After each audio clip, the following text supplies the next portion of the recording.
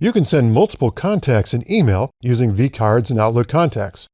But if you want to send more than just a few contacts, it can be a lot easier to export them as a CSV, or comma-separated values file. Here's how it works.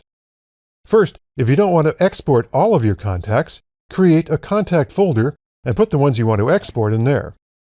In People, go to the folder list and choose where you want to add the folder.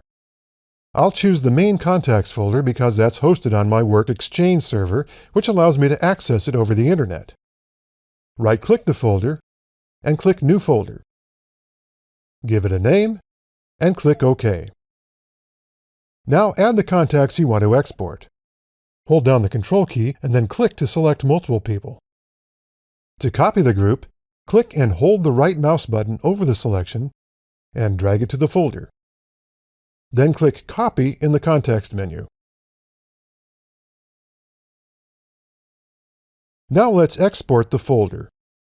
Click File, Open and Export, and Import Export. And the Import and Export wizard opens. Click Export to a file, and Next. Select comma-separated values. Click Next. Select the contact folder you created, and click Next. Click Browse, and decide where to save the CSV file. Type a name for it, and click OK. And Next. This page of the wizard summarizes what will happen.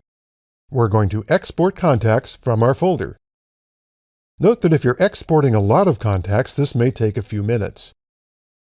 Click Finish.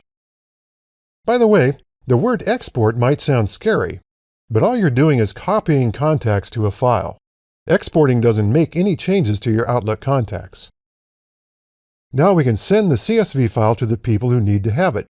For example, we can attach it to an email. Click Attach File, locate it, and click Insert.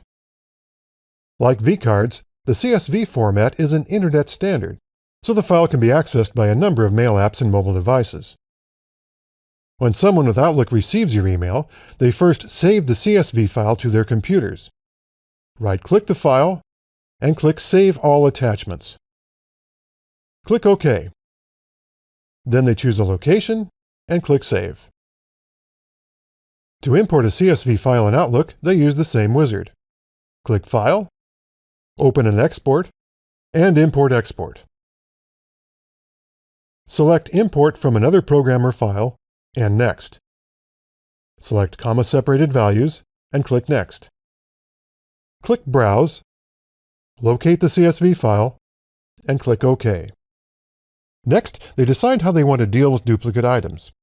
They can replace the duplicates with the contact information you sent them, allow duplicate contacts, or not import a contact if it's a duplicate.